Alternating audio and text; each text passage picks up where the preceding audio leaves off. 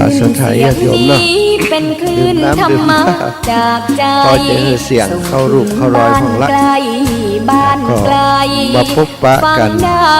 สุขใจล้ำ ในเวลานี้ ยามดึก เวลาเจ้าศรัทธาญาติโยมอากาศก็ดีเนาะวันนี้บ่พอหนาวสักเท่าใดสนะอากาศดีก็วันนี้ก็ขออนุญาตมาอูจากันถึงพระคุณของคุณครูเนาะศรัทธาทั้งหลายถ้าอูถึงคุณครูแล้วหลายคน ก็มองไปที่โรงเรียนเพราะโรงเรียนเป็นสถานที่มีครูอา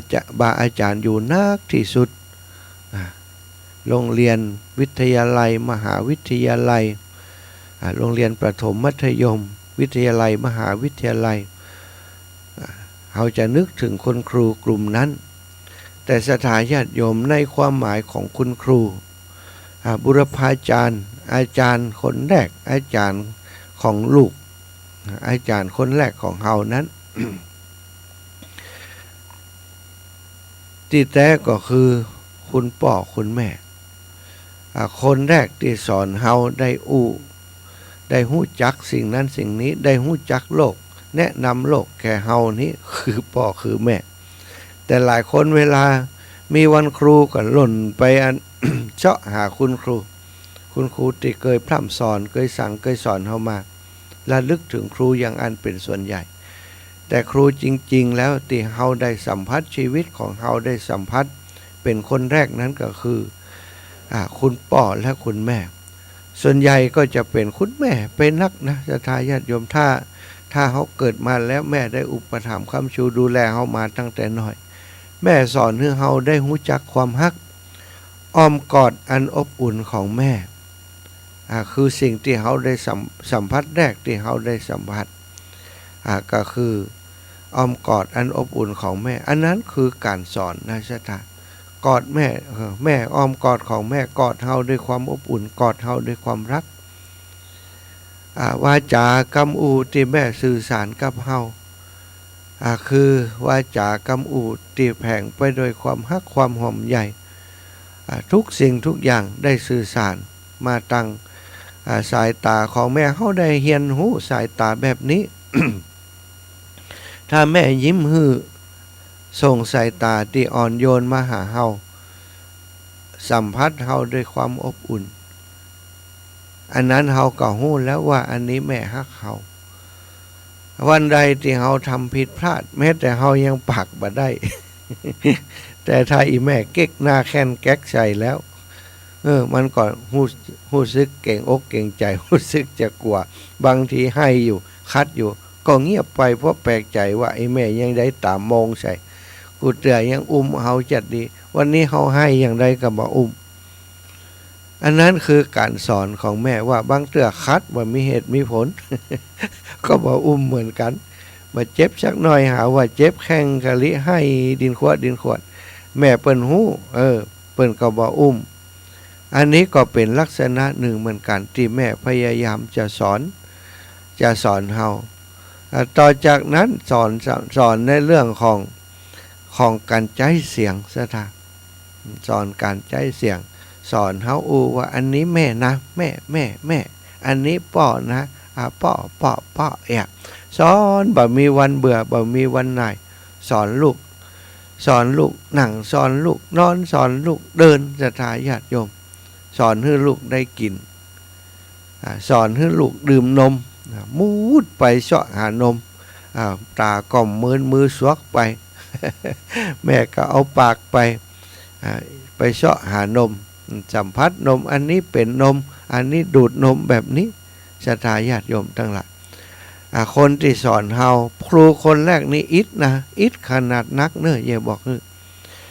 สอนตั้งแต่เฮาบ่ฮู้ความสอนตั้งแต่เฮามืนตาบ่ได้พุ่นน่ะสอนทุกสิ่งทุกอย่างให้กับลูกสัมผัสที่อบอุ่นได้จากแม่เป็นคนแรกเพราะฉะนั้นคนทั้งหลายจะผูกพัน ผูกพันกับพ่อผูกพันกับแม่ตั้งแต่เล็กแต่น้อยมาแต่ว่าสิ่งที่เฮาบ่นึกถึงก็คือคำว่าบุรพาจารย์หรือว่าครูคนแรกนั้น เฮาบ่ค่อยนึกถึงเปิ้นไปนึกถึงโรงเรียนเปิ้นครูสอนป .1 ของเฮาเป็นไผก็ครูสอนอนุบาลเฮาเป็นไผก็แต่ครูที่สอนเฮาแท้ๆคือพ่อคือแม่เฮาบ่ค่อยนึกถึงเฮาบ่ค่อยถามถึงเฮาบ่ค่อยสนใจในวันที่เป็นวันครูเสียท่าตื่นเช้ามาสิ่งที่เฮาควรทำถ้ายังมีพ่อมีแม่อยู่ไปกราบขอบคุณเพิ่นสวัสดีครับคุณครูกราบตีนเลยเอาตีนแม่ตีนพ่อมาแตะหัวเลยถ้าบ่มีตีนคู่นั้นถ้าบ่มีมือคู่นั้นอันอบอุ่นถ้าบ่มีสองตายายนี้เฮาจะได้เกิดมากันซะท่าแล้วเฮาเกิดมาเฮาจะเรียนรู้อะไรหยังได้อย่างคนอื่นเขากะถ้าบ่มีสองตายายนี่คือโอกาสเปิดโอกาสให้เฮาใหญ่หน้ากาบานเติบโตขึ้นมาสอนเฮารู้จักความฮักที่แท้จริงสอนเฮาให้เป็นคนที่แท้จริงความฮักที่แท้จริงความฮักความอบอุ่นที่บ่ต้องบรรยายนั่นซะท่าคนอื่นไม่ไผสอนเฮาได้หรอกเต้าพ่อเต้าแม่เฮาพ่อแม่มีความฮักต่อลูกอย่างที่บ่สามารถจะอธิบายได้บรรยายเป็นภาษาอะไรอย่างก็บรรยายบ่ได้พระคุณพ่อคุณแม่ล้นฟ้ามหาสมุทรพวกคุณพ่อคุณแม่ส่งสุดมหาศาลพระคุณพ่อคุณแม่เลิศล่าสุธาธาตุจะหาไผ่เปรียบปานนั้นบ่มีหนึ่งในนั้นที่เป็นพระคุณของเปิ้นก็คือความเป็นพรหมความเป็นครูบาอาจารย์บุรพาจารย์คนแรกของเฮาพระสงฆ์องค์สังฆเจ้าแม้จะบรรพชาอุปสมบทเป็นพระสงฆ์องค์สังฆเจ้าแล้วยังมีข้อบัญญัติว่าห้ามทิ้งพ่อทิ้งแม่ซะท่ายังต้องนับถือกุลของพ่อของแม่อยู่ถึงวันนี้กราบพระไหว้พระครูบาอาจารย์โดยเฉพาะพระกรรมฐานทั้งหลายนั้นไหว้ครูพ่อไหว้ครูแม่ไหว้ครูอุปชาอาจารย์ทุกค่ำทุกเช้าทุกวันฮือระลึกถึงกุลของเปิ้นทำคุณงามความดีทุกอย่างทุกประการฮือแผ่บุญแผ่กุศลไปหาผู้เป็นพ่อผู้เป็นแม่ทุกครั้งสถาทำวัดสวดมนต์การปฏิบัติธรรมอะไรอย่างต่างๆจะเข้าสมถกรรมฐานวิปัสสนากรรมฐานก็ฮือระลึกถึงกุลของเปิ้นนั้นก็เพราะว่าพระคุณของเปิ้นล้นฟ้ามหาสมุทรแท้ๆครอบคลุมครอบอยู่ในตัวของเฮานี่ร่างกายเนื้อหนังทุกสิ่งทุกอย่างที่เป็นตัวเป็นตนที่ชื่อว่านายนั้นนายนี้นายกอนายขอนายงอ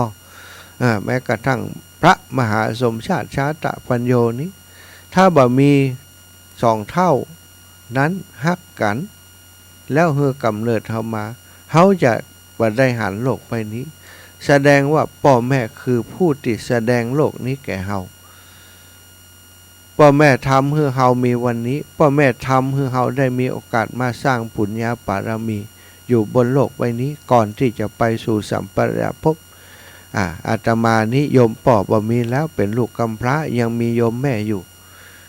โยมพ่อนั้นไปอยู่ที่ไหนสักแห่งหนึ่งบนสวรรค์แล้วเพราะอาตมาและลูกๆน้องๆได้สร้างบุญสร้างกุศลได้สร้างสิ่งดีสิ่งงามได้อุทิศไปเพื่อเปิ้นตลอดเวลาได้ระลึกนึกถึงกุลของเปิ้นตลอดเวลาที่สมสร้างสมคุณงามความดีส่งไปให้กับปุรพาจารย์ของอาตมาพออาตมานั้นทำให้อาตมาได้หันชีวิต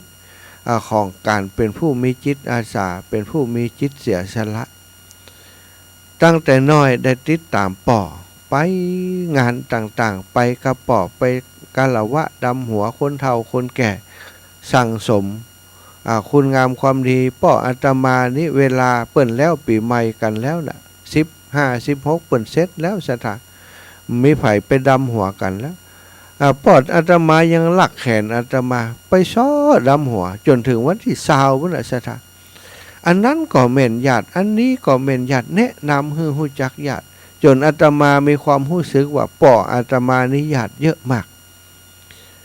ญาติเยอะมากเปิ้นไปหาคนนั้นคนนี้ก็เป็นญาติเหี่ยโมดในสถาอาตมานี้จะเป็นลูกคนที่โดนอีป่อลักแขนไปโดยนักที่สุดความจริงเปิ้นก็เดินไปคนเดียวได้ ก็คิดว่าทำไมต้องเอาเฮาไปตัวเพราะเปิ้นบอกว่าเปิ้นมีลูกเปิ้นมีลูกถ้าไปดำหัวคนเฒ่าคนแก่ถ้าบ่เอาลูกเปิ้นไปตัวนี่เปิ้นจะถามว่าลูกไปไหนแสดงว่าป่อคนนั้นบ่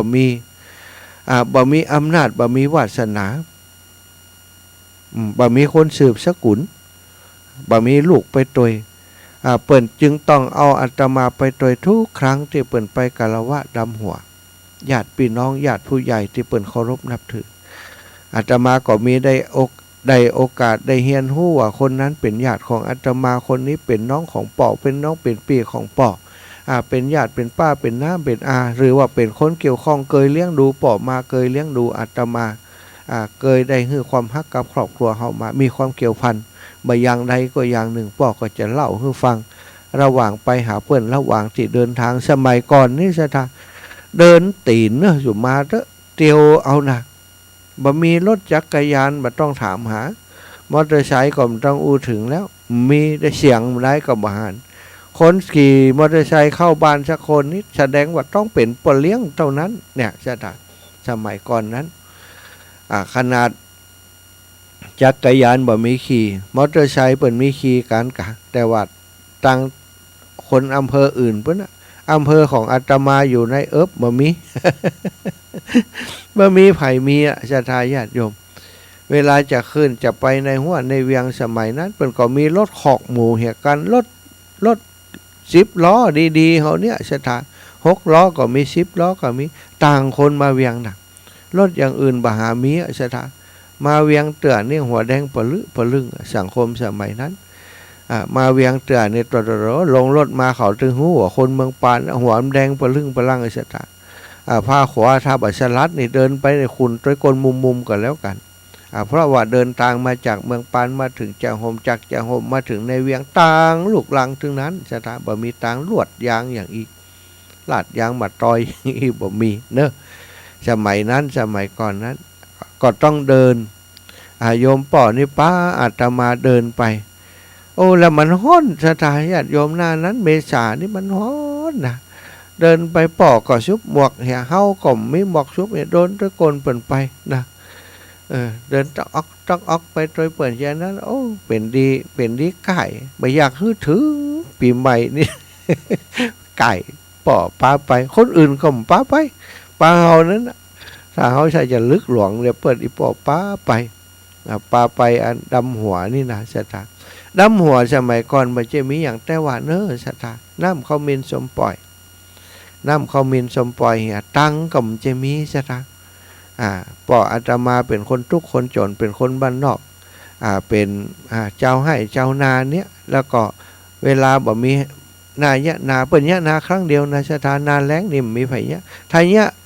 เรียบร้อยงัวควายกินหมดหน้าแล้งนี่เปิ่นปล่อยงัวปล่อยควายกินหญ้ากินกงตามตรงตามนาชะตาชุดให้ชุดนานะบางเดืองัวควายจนกันป๊อไปพอกันเป็นตาดีม่วนสมัยก่อนเปิ่นบ่ได้ยะหน้าแล้งกันไผจะยะหน้าแล้งก็ต้องล้อมหัวคนเดียวล้อมหั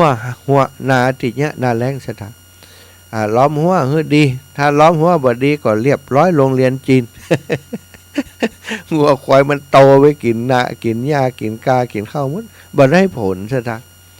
คนส่วนใหญ่เลยบ่ยะนาบ่ก่อนถ้ายะนาเนี่ยปะทุรู้ซะท่า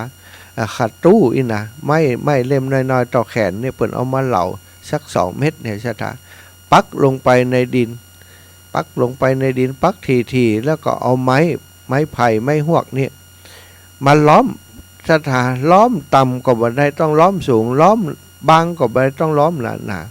มันก็ต้องเปลืองเนาะเปลืองตึงขาตู้เปลืองตึงไม้ไผ่ที่ล้อมน่ะล้อมนาไว้แล้วก็งัวควายมันเป็นหมู่นะสถานมันเอาหัวโจนเข้าไปบ่ได้มันก็ปากันเอาหลังไปเมื่อไปเนอะไปถูมาสถานความจริงมันก็เก่าเนื้อเก่าตัวมันแต่ถูไปถูมาสถานงัวควายมันตัวล่ำตัวใหญ่ไม้ที่มันเปิ่นเอาปักเป็นคาตู้ไก่มันก็ฮักก็เฮียงก็นี่ดันได้แล้วป๊บปัดมีสถานาเป็นปั่นจะไปปั๊บไปหมายควายก็ได้นะสถาเปิ้นบ่รับผิดชอบเนอะสมัยก่อนเป็นอย่างนั้นนะถ้าบัดเดียวก็โห ปล่อยงัวปล่อยควายไปกินข้าวเพิ่นนี่นะเสี่ยงหลายตังค์หรอก อ่าเปิ่นกินของเปิ่นชักเม็ดเนี่ยเปิ่นปั๊บเป็นให้นะชะทะเนี่ยสมัยนี้กับสมัยนั้นแตกต่างกันนะคนสมัยก่อนนี้จิตใจก็แตกต่างกันครับคนสมัยนี้นะเป็นเรื่องธรรมดาเนาะสมัยก่อนนี้คนตั้งหลายล้อมเข้าของตัวเก่าห้ามงัวควายเข้าไปกินควายเข้าไปกินเปิ่นบอกว่าอย่างกันเรียบร้อยไปเหียบอกฟังเปิ่นถึงว่างัวควายเต็มตรงเต็มนาจะไปยะเยหยังอย่าคนที่เป็นยะนามันยะนานี่โดนว่าไปเหียแต่คนที่เลี้ยงควายเนี่ยเปิ่นก็ต้องรับผิดชอบเนี่ยในสมัยก่อนเป็นอย่างอันใช่ไหมสมัยบ่มีรถสมัยเตียวต่างวุ่นนะอันนี้ปอก็สอนให้อาตมาได้หู้จักนั้นเป็นญาติอันนี้เป็นญาติจนมาปัจจุบันนี้บักกรนี้ขี้ค้านขี้เกียจนักหนาที่จะโดยปอไปแต่บัดเดียวนึกถึงแล้วมีความสุขใจได้มีโอกาสได้หู้จักว่าคนนั้นเป็นญาติคนนี้เป็นญาติยังได้ไปมาหาสู่เปิ่นเป็นบางครอบครัวแล้วบางครอบครัวที่เปิ่นบัญญัติอย่างปออาตมานั้นเนาะสถาเปิ่นก็บ่มีลูกมาเชื่อมสัมพันธ์กับเฮาเปิ่นก็เลยบอกว่าเฮาเป็นญาติเปิ่นก็มีนะสถาแต่เฮานี่ฮู้ว่าเปิ่นเป็นญาติเฮาไปมาหาสู่บางครั้งเขาหมู่ลูกหมู่หลานเขาว่าโหอันนี้ญาติเฮากะเป็นญาติทั้งใดอีแม่พ่อแม่เขาถึงต้องอธิบายให้ทีหลังเนี่ย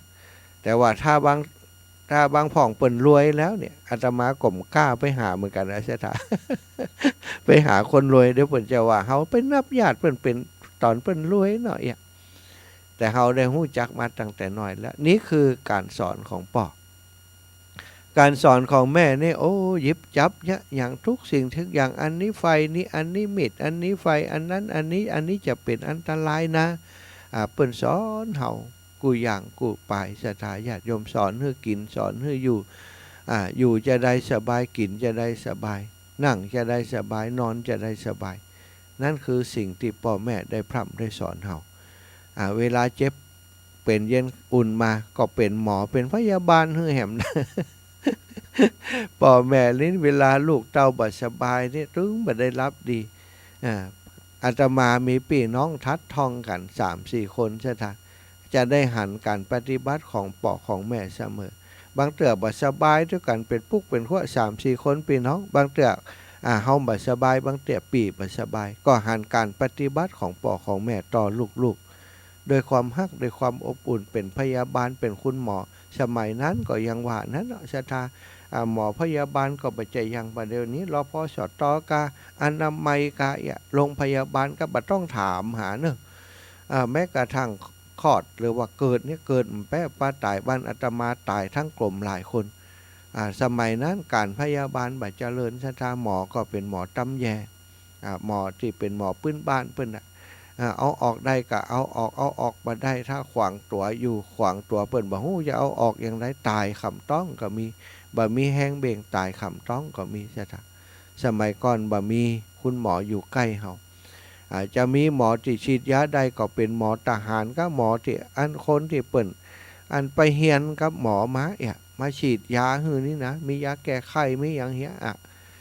รักษาอย่างอื่นก็บ่ค่อยมีฉะนั้นเวลาเจ็บเป็นเย็นอุ่นนี้จะต้อง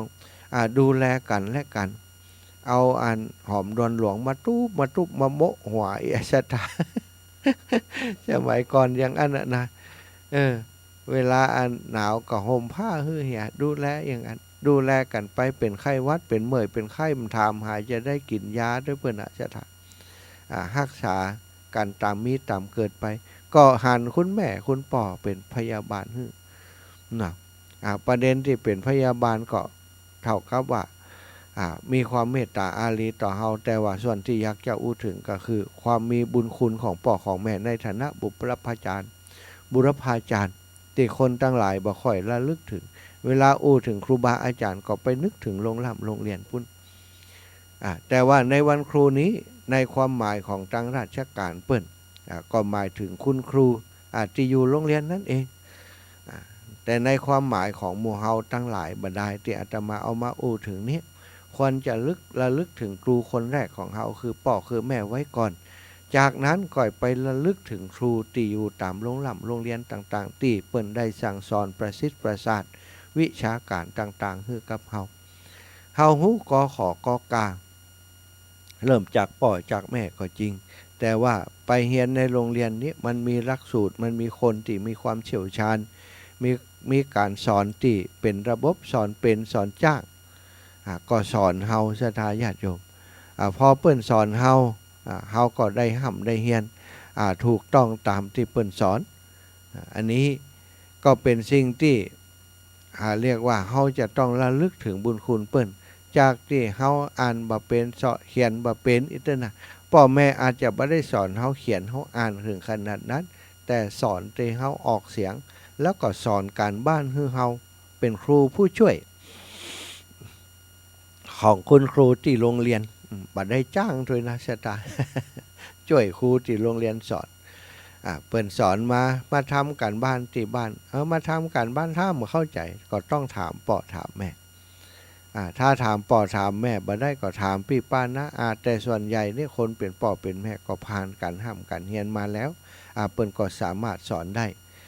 ในย้ำน้อยอาตมาก็ยังจำได้ว่าโดนอีปอบบุบหัวมัน บวกเลขพิษชะทา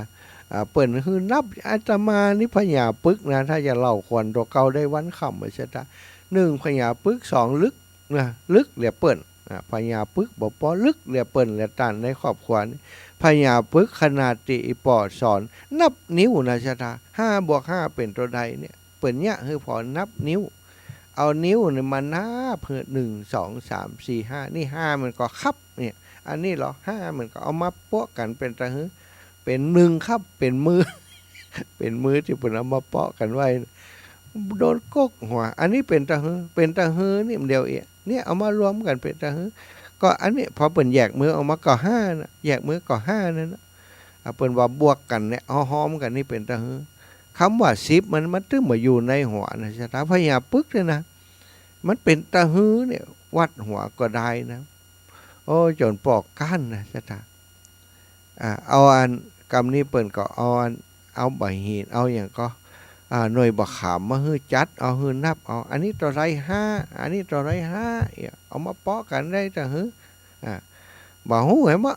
ก็คิงนับมาเป็นแกนก็อีล่ะ เขนับเป็นแกน1 2 3 4 5เป็น1010ฮู้ละกำนี้10กำนี้บวกลบใจเม็ดบะขามเป็นหลักซะทาเอาเม็ดบะขามเป็นหลักกำนี้บวกเหล็กนักนี่เม็ดบะขามมันพอ ตายนะลึกแต่นะปอต้องสอนขนาดนั้นนะอาตมาถึงจะได้เข้าใจสถาก็อาศัยครูคุณปอเป็นครูผู้ช่วยที่โหดที่สุดกว่าเวลาอ่านทำการบ้านนี่ถ้าปออยู่นี่ถึงม่วนใช่ไหม ม่วนนะครับปอนี่ก็สวกได้นะปออาตมานี่สวกบ่สวกกับอาตมาเนี่ยก็คงเกี่ยวเพราะว่าตัวเก่าลึกเนาะโดนแค้นโดนตีก็อาตมาเป็นหนึ่งนะในบ้านในครอบครัวมันลึกมันให้นะแล้ว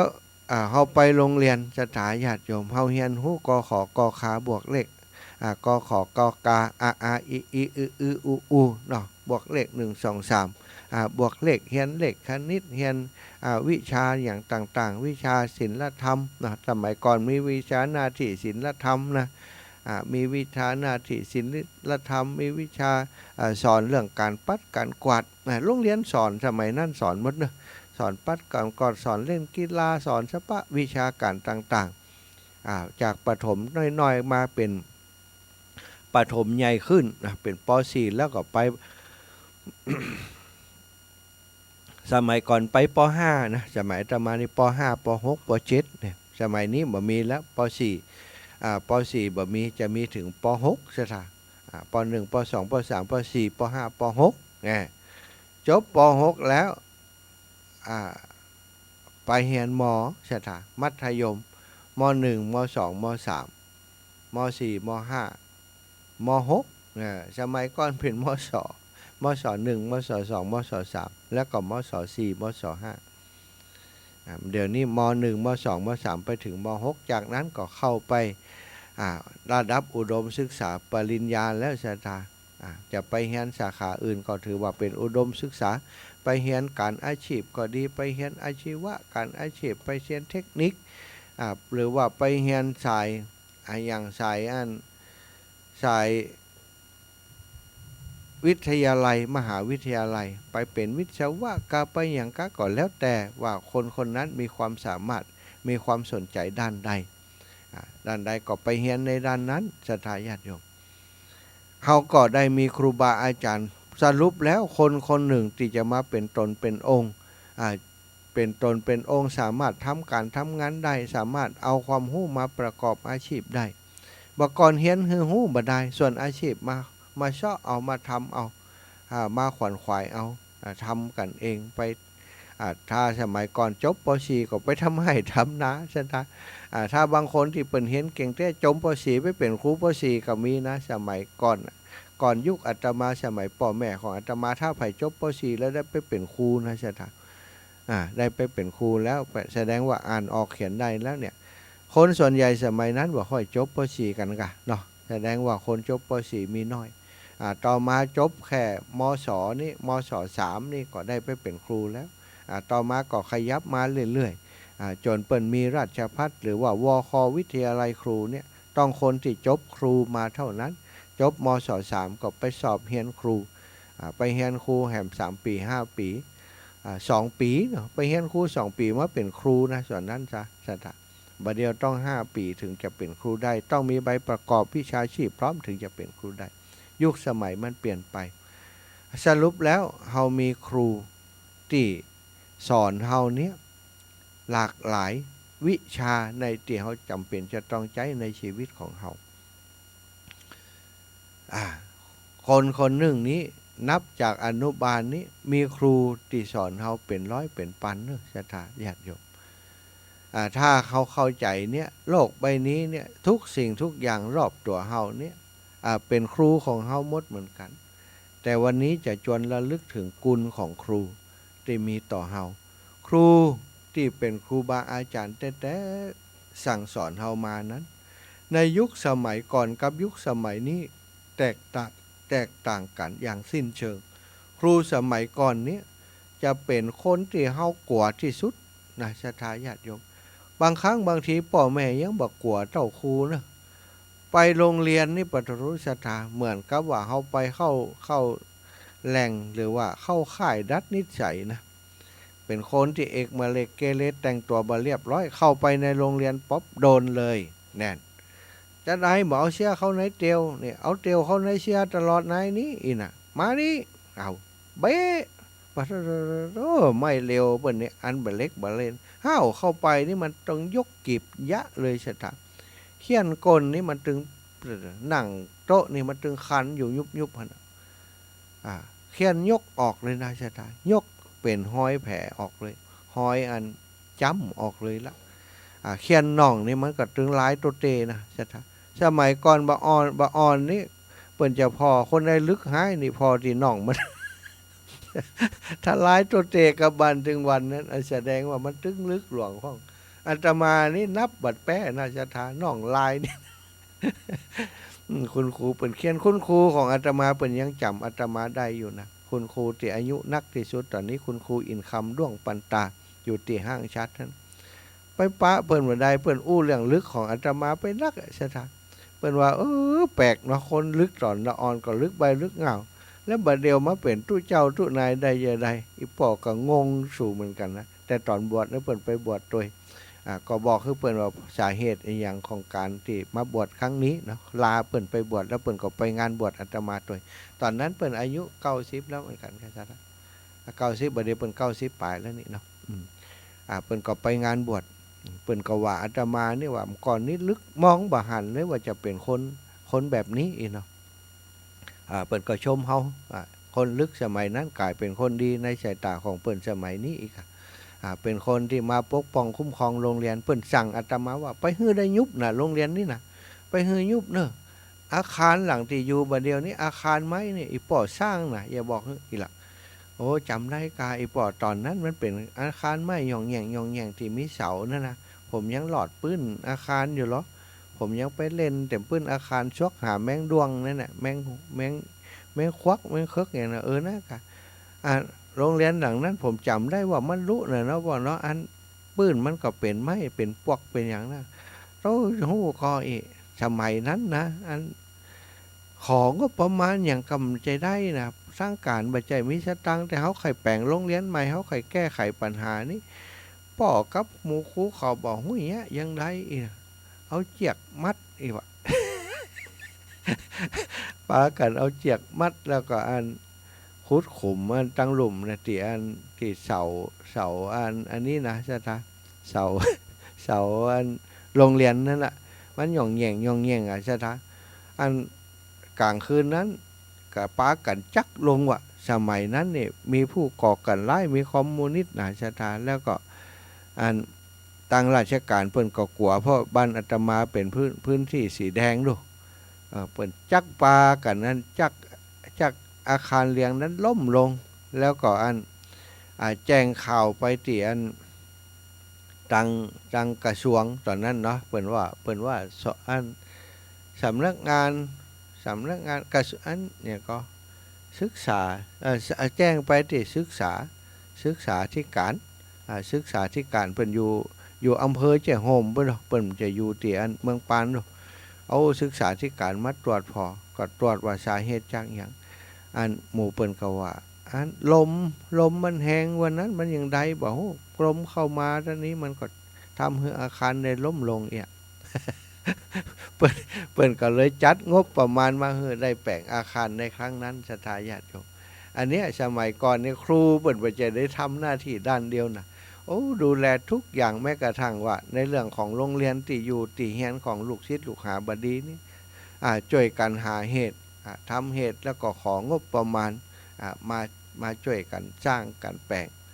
จนอาคารหลังนั้นได้เรียบร้อยปัจจุบันนี้ก็ยังมีอยู่นะจ๊ะ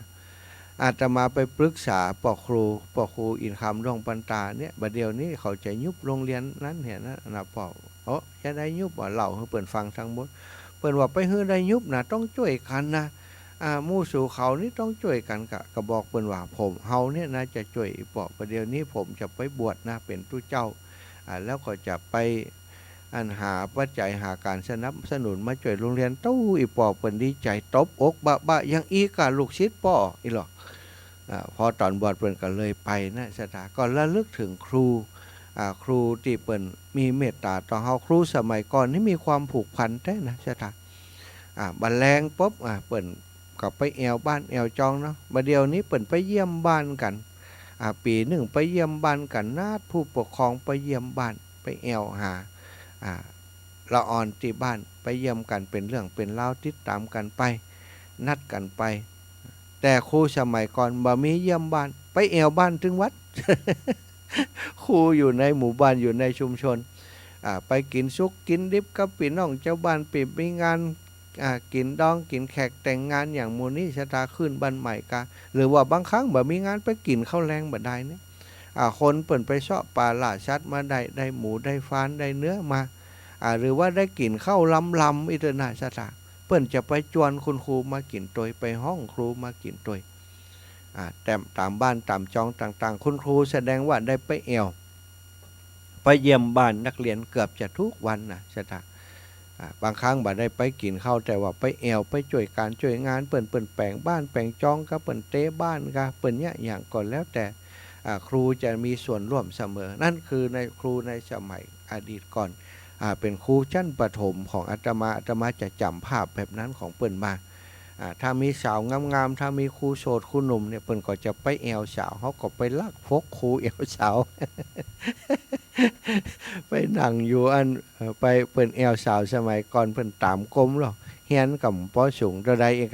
ละอ่อนก็ปากันไปอยู่ปื้นเฮียนเปิ่นแล้วละอ่อนเวลาไปอยู่ปื้นเฮียนเปิ่นเนี่ยมันอุกอิกใช่ไหมครูหู้ก่อนไล่ซับ ไปนายอะไรนั่นหล่นกันโอ้หล่นไว้หัวโจนใส่ขบกก็มีนะชะตาหัวโจนใส่เสาก็มีโอ้จำบ่ฮือเปิ่นหู้ไปได้อย่างชะตาหัวโจนเสาพัดเจอพัดเมื่ออยู่หันครูลงมาเอาไฟฉายส่องปะใส่ยับได้ศรัทธาญาติโยมเจ็บหัวย่ำปอไปโรงเรียนโดนเคี่ยนแหบ สมัยก่อนลึกนะลึกอู้ถึงลึกนี่ก็ม่วนนะนินทาตัวเก่านี่ม่วนดีชะตา นั่นก่อนระลึกถึงบุญคุณของคุณ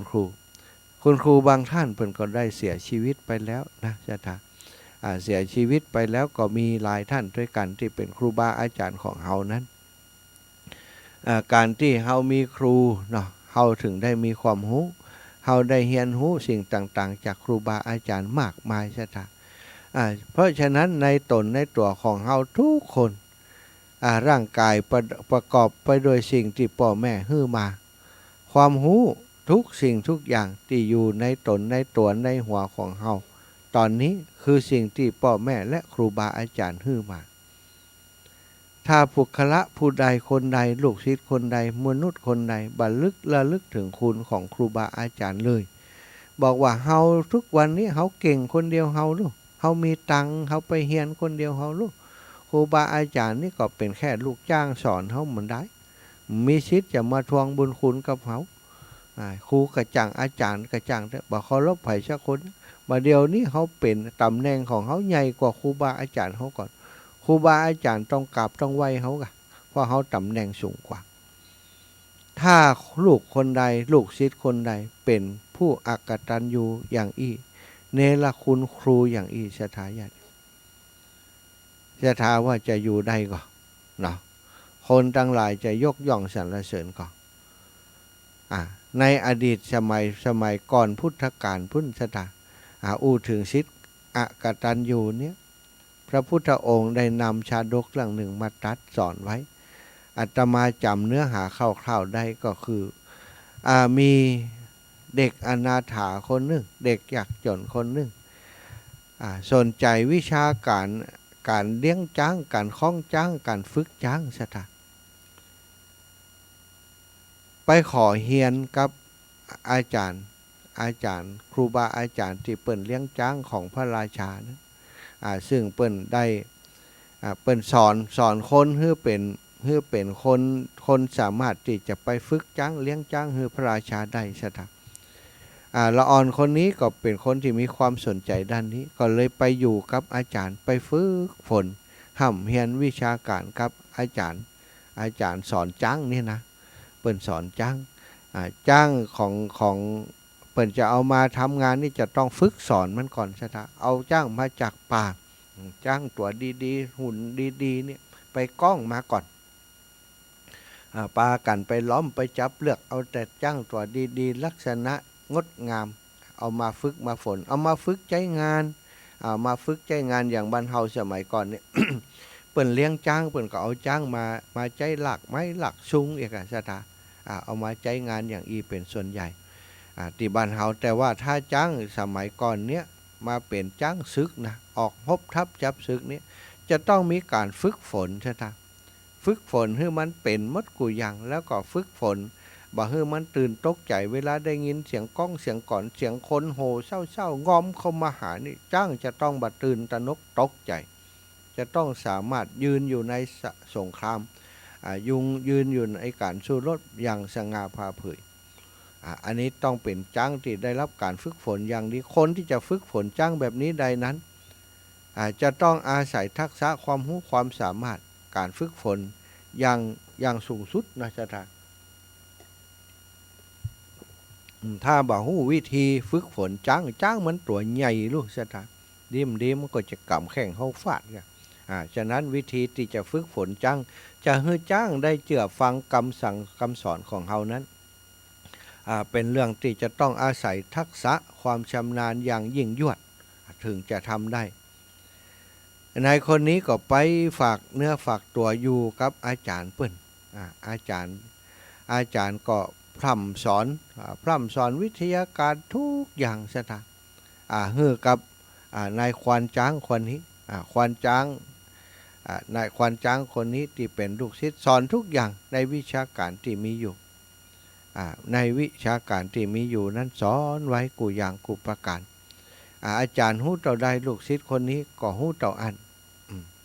อาจารย์ก็สอนไปอย่างอันก็คิดว่าเขานี่จะเอาไปเป็นอาชีพในการเลี้ยงเนื้อเลี้ยงตัวของเขาในอนาคตชะตาซึ่งก็ปรากฏว่าควานช้างคนนี้ก็ได้ห่ำเรียนจากครูบาอาจารย์ไป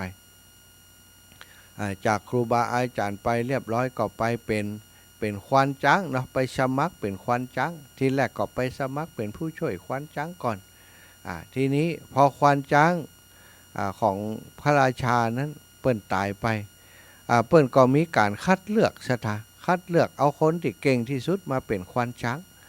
เปิ้นก็ประกาศหาว่าใครที่เป็นควานช้างที่เก่งที่สุดแทนที่เปิ้นจะเอาคนนั้นขึ้นเลยนะที่ไปอยู่กับควานช้างฮันเนี่ยมันก็ยังมีหลายคนอยู่ที่เปิ้นเก่งเปิ้นก็ต้องมาคัดเลือกเหี่ยก่อนคัดเลือกเอาควานช้างที่ดีที่สุดจะเป็นควานช้างของพระราชาเปิ้นก็ประกาศออกไปเปิ้นก็ประกาศออกไปอันก็มีการสมัครเข้ามาแข่งขันกันนักหนา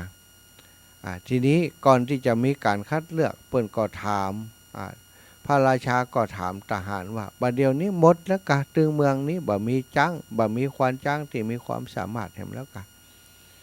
หมู่ทหารว่าความจริงก็มีแต่เปิ้นบ่ได้สมัครมาพระเจ้าค่ะก็ได้บอกว่ามีครูบาอาจารย์ท่านเนี้ยที่เป็นคนสอนควานช้างเนี่ยอยู่ในหมู่บ้านแห่งหนึ่งเปิ้นเป็นคนที่บ่มักใหญ่ไฟสูงไอ้หยังเปิ้นต้องการสอนช่วยเหลือคนให้มีความรู้ความสามารถประกอบอาชีพต่ออันเปิ้นสอนควานช้างมาหลายรุ่นแล้วเปิ้นบ่ได้มาสอบโดยบ่สมัครโดยพระราชาก็ต้องเอาไปมากะเอามาสมัครกะเพื่อเปิ้นจะผ่านการทดสอบแล้วก็ได้มาเป็นควานช้างหลวงทหารก็เลยไปเอาอาจารย์คนนี้มาสอบซึ่งปรากฏว่าในการสอบแข่งขันนั้นก็มีหลายขั้นหลายตอนเนาะศรัทธาญาติโยมคนที่ฝึกช้างบ่เก่งต่อใดนี่ก็กั้นไ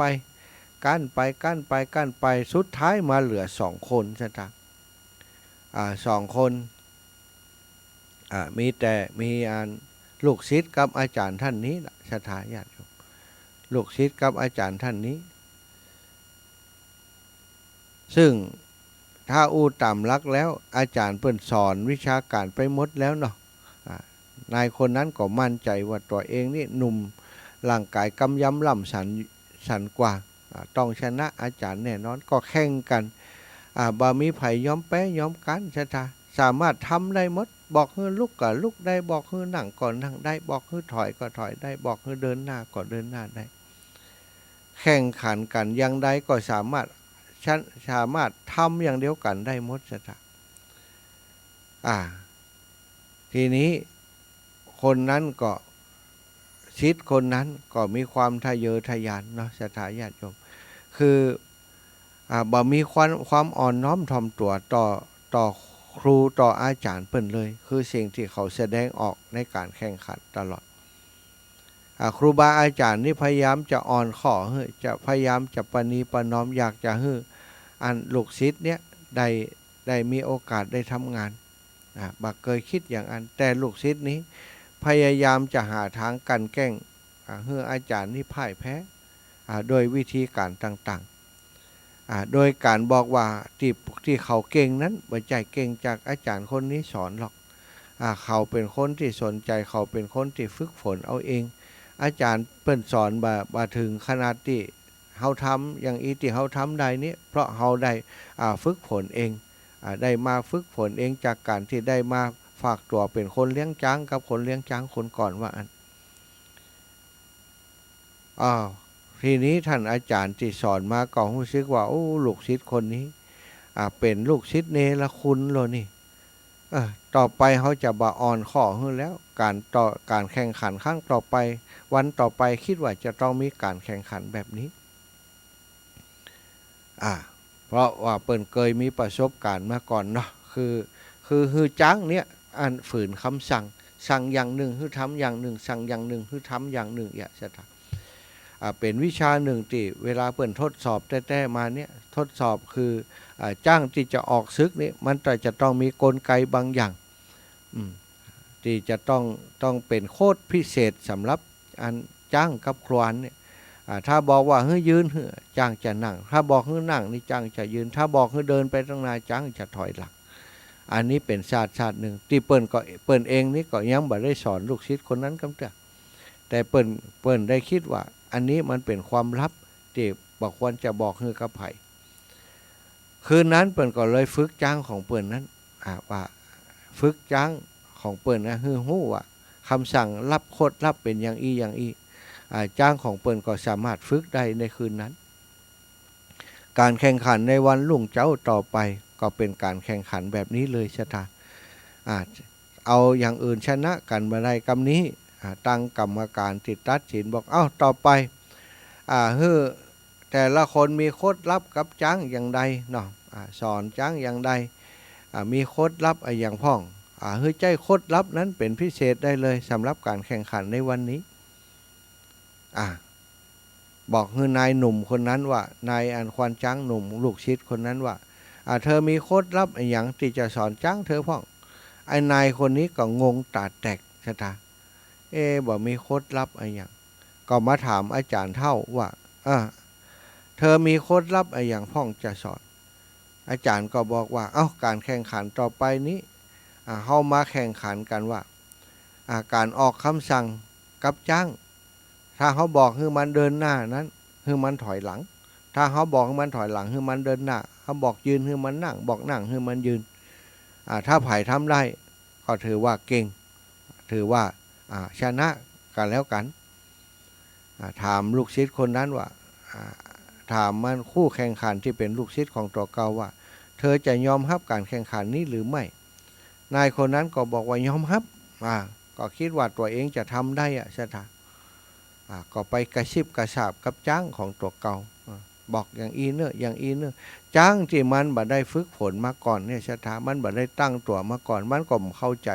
คำสั่งนั้นเพราะบ่สามารถจะทดลองหรือว่าสอนได้ในขณะนั้นพอถึงการแข่งขันมาปุ๊บนายคนหนุ่มนั้นก็ได้เข้าไปแข่งขันก่อนเอาจ้างของตัวเก่าเข้าไปแล้วก็ออกคำสั่งบอกให้จ้างเดินหน้าก็ปรากฏว่าจ้างมันก็เดินไปตั้งหน้ามันไม่ยอมถอยหลังใช่ไหม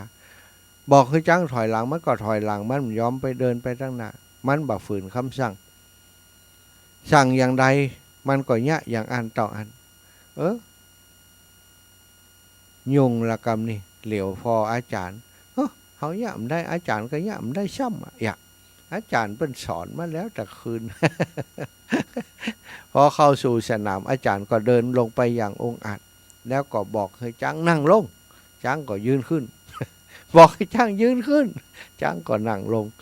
บอกจ้างเดินหน้าจ้างก็ถอยหลังบอกจ้างถอยหลังจ้างก็เดินหน้าสุดท้ายชนะการแข่งขันชนะพอชนะการแข่งขันพระราชาก็ได้แต่งตั้งอันควานช้างอาจารย์สอนควานช้างนี้ได้เป็นควานช้างของพระราชาได้โปรยบำเหน็จรางวัลนักหนาแล้วก็ถามอาจารย์ว่าอันนี้เป็นลูกศิษย์ของท่านกะท่านอาจารย์ก็บอกว่าแม่นแล้วเป็นลูกศิษย์ของผมสอนมากับมือคนนี้เป็นในควานช้างที่เก่งจะเอามาช่วยการช่วยงานก็ได้อยู่พระราชาบอกว่าคนอกตัญญูอย่างอีเฮาบักต้องการเฮาปรารถนาไล่ให้ไปอยู่เมืองไก่ไปเลยบ่ต้องให้อยู่ในบ้านเมืองของเฮาศรัทธาญาติโยมอันนี้คือศิษย์อกตัญญูศิษย์เนรคุณครูพยายามจะวัดรอยเท้าครูว่ารอยเท้าครูบาอาจารย์ศิษย์อย่างอีนั้นถึงจะเก่งกว่าครูบาอาจารย์ก็บัดเจริญไปได้นะศรัทธาคนในบ้านเมืองเฮานี้ที่เป็นศิษย์เนรคุณนั้นก็มีนักหนาเนอะศรัทธาศิษย์ค่าครูนี่ก็มีเยอะแยะไปหมดถามว่าดีก็ยังติศรัทธาได้ครับไข่เนรคุณคนไข่อกตัญญูนั้นก็คือคนบดีเนาะเปิ่นถึงได้บอกว่านิมิตตังสาธุรูปานังกตัญญูกตะเวทิตาความกตัญญูกตะเวทีเท่านั้นที่เป็นเครื่องหมายของผู้ที่เป็นคนดีศรัทธาถ้าบักกตัญญูกตะเวทีแล้วก็ถือว่าเป็นคนดีไปบ่ได้เนาะศรัทธาอีพ่ออีแม่ทั้งหลายอาตมาเชื่อมั่นว่าศรัทธาเท่าแก่อีพ่ออีแม่ทุกผู้ทุกท่านเคยมีครูบาอาจารย์ที่พร่ำสอนสั่งสอนเข้ามาหรือว่าบางคนบ่มีแต่ว่ามีพ่อมีแม่นี่แหละที่คอยสอนเข้ามาแม่ยิงในสมัยก่อนเปิ้นบ่มีโอกาสได้ห้ำได้เรียนหนังสือในศรัทธาป.4 กำจบบ่ได้เรียนหนังสือเปิ้นฮื้อกับผู้ชายไปเรียนแต่ยุคอาตมานี้ เปิ่นได้เฮียนกันยุคก่อนหน้านั้นนะยุคแม่ของอาตมานี่น้อยคนที่เป็นแม่ยิงแล้วจะได้เฮียนหนังสือส่วนใหญ่พ่อแม่สมัยนั้นก็บ่นิยมให้ลูกแม่ยิงได้เฮียนหนังสือวันหน้ามันก็เอาลูกเอาผัวมันไปละบ่ต้องให้มันได้เฮียนละอีวะจ้ะท่าก็เสียโอกาสของคนที่เปิ่นอยากจะเฮียนนะบ่ได้เฮียนสักกรรมอย่างอีกแต่ปัจจุบันนี้ว่าอย่างอันแล้วไม่ยิงปวดใจมีสิทธิเท่าเทียมกันเกิดเป็นคนแล้วสามารถได้ทำเฮียนฮู้เต่าเดียวกันเป็นสิทธิเสรีภาพแล้ว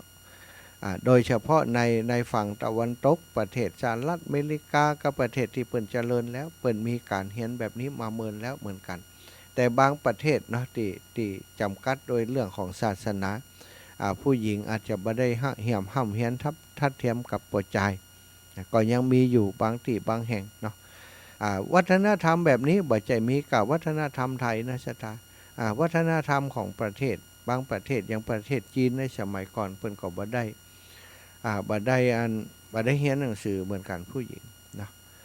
แต่ว่าถึงบ่ได้ไปเรียนตั้งนอกนะแต่คนที่เป็นแม่หญิงในสมัยก่อนก็เรียนวิชาการของการเป็นแม่บ้านแม่เรือนของการเนี้ยนั้นเนี้ยนี้เย็บปักถักร้อยจากป่อจากแม่การทำกับข้าวกับป่าจากแม่จากป่อช่วยงานบ้านฝึกฝนห่ำเฮียนวิชาชีพที่พ่อแม่ได้ทำอยู่บ่ว่าจะเป็นการเย็บปักถักร้อยการจักสารกะยะสถาการทำโน้นทำนี้ทำงานบ้านงานจองนี้ได้ฝึกฝนจากผู้เป็นพ่อเป็นแม่ตลอดก็เท่ากับว่าได้เฮียนจากพ่อจากแม่มีครูคือพ่อคือแม่เป็นครูมีปีปานะมีญาติผู้ใหญ่มีอุ้ยหมอนมีแม่หมอนสอนอันนี้อย่างก็จะถามเมื่อก่อนนี้เปิ่นปั่นได้เองก็ได้ปั่นได้เนี่ยยิบผ้าทอผ้านะคนเมื่อก่อนนี้ต้องพอทอผ้าใจนะแม่หมอนอาตมานี้ เปิ่นจะทอผ้าเป็นเปิ่นก็สอนแม่อาตมาคือทอผ้าแม่อาตมาก็ทอผ้าได้นะทอผ้าห่มเป็นผืนใช่ไหมทอผ้าเปิ่นทอผ้ามาเต็ดตัดยิบเสื้อผ้าเนี่ยเสื้ออุ่นสมัยก่อนเป็นผ้าตอน เปิ่นทอเองแล้วก็ยิบเองตัดเองยิบเองสมัยก่อนยิบมือนั่นเอาเข็มเนี่ยมายิบบ่มีจักบ่มีหยัง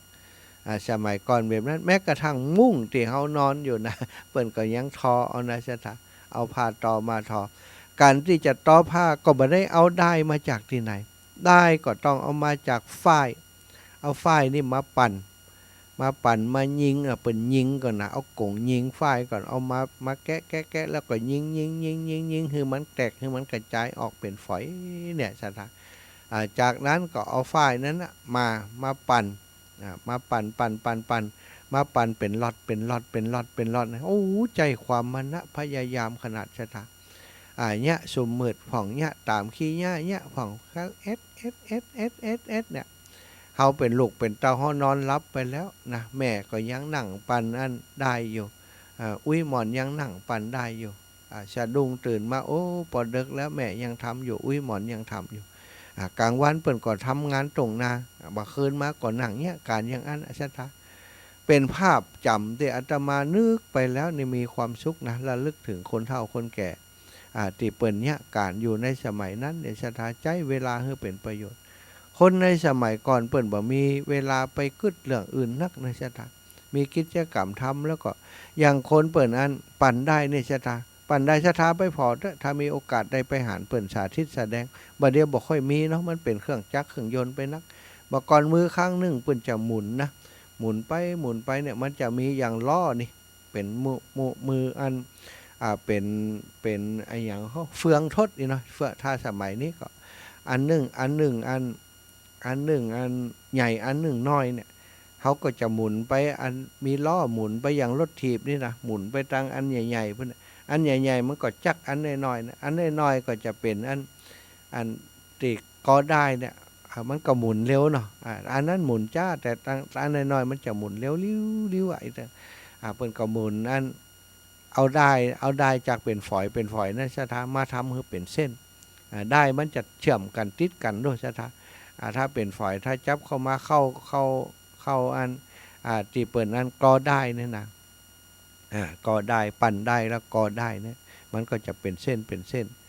ทำให้เปิ้นเอามาทอได้เวลาเอาทอก็เอาหลอดได้เข้าใส่ไปก็ทอไปเป็นพื้นเปิ้นจะต้องปลูกฝ้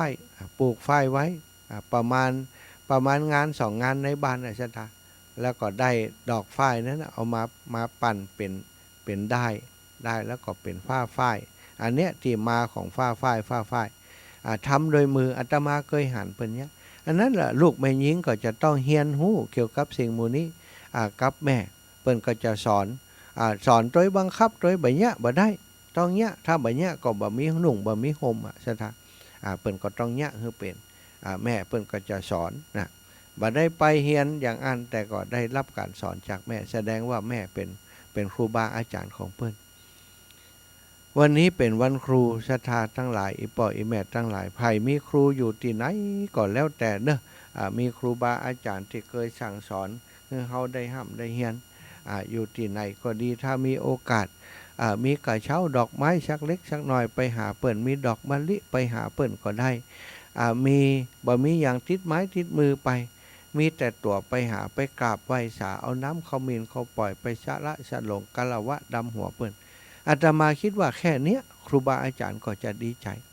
ครูบาอาจารย์ของหมู่เฮาทั้งหลายบางคนก็เฒ่าก็แก่แล้วเฒ่าแก่นักแก่แล้วเฮาก็เฒ่าขนาดนี้ครูบาอาจารย์ของเฮาบางคนก็จากไปแล้วเนาะอีปออีแม่ทั้งหลายแต่หลายคนยังมีครูบาอาจารย์ที่อู้ถึงเนี่ยอยู่ในจิตในใจเฮาก็ไปทักษิณาให้เปิ้นซะตาวันนี้ทำบุญอุทิศให้กับคุณครูของเฮาเขียนชื่อเปิ้นใส่ไปหั่นจำได้กี่คนก็เขียนไปจำมาได้ก็ทุกครูบาอาจารย์ทุกคนของข้าพเจ้าก็ขอให้ได้มามีส่วนแห่งบุญที่ข้าพเจ้าได้ทำในวันนี้เนาะอันนี้ก็คือสิ่งที่ถ้าหากเฮาทั้งหลายทำได้อย่างอีแล้วครูบาอาจารย์ที่เคยพร่ำสอนจากเฮามาเปิ้นจากไปแล้วก็ดีอายังก็ดีนั้นเปิ้นหันเฮา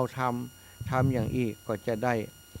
มาโมทนาให้กับเฮานะจ๊ะมาโมทนาว่าโอ้ลูกศิษย์คนนี้เป็นศิษย์กตัญญูขอให้เขาเจริญก้าวหน้าเจริญรุ่งเรืองเต้ออีนะจ๊ะอันนี้ก็ขอให้ศรัทธาอีป่ออีแม่ทั้งหลายเนอะวันนี้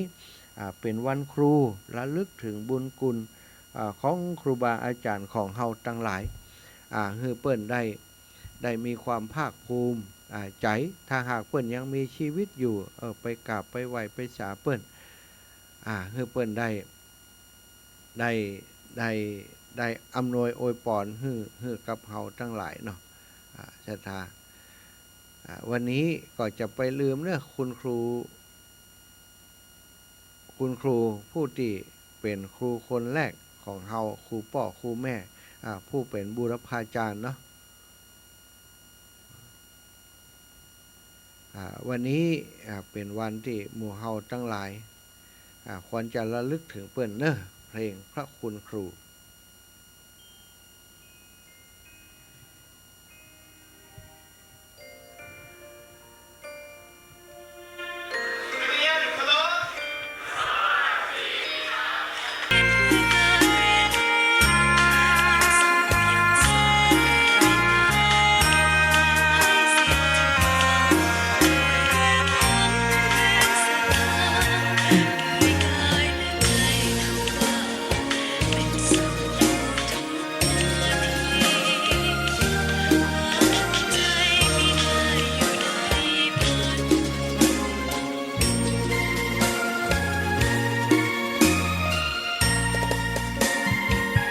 ดอกบัวดอกหนึ่ง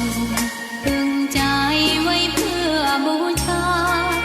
แด่องค์พระศาสดาสัมมาสัมพุทธเจ้ามีความงามเงียบไม่เปรียบเทียบเขาเทียบเรา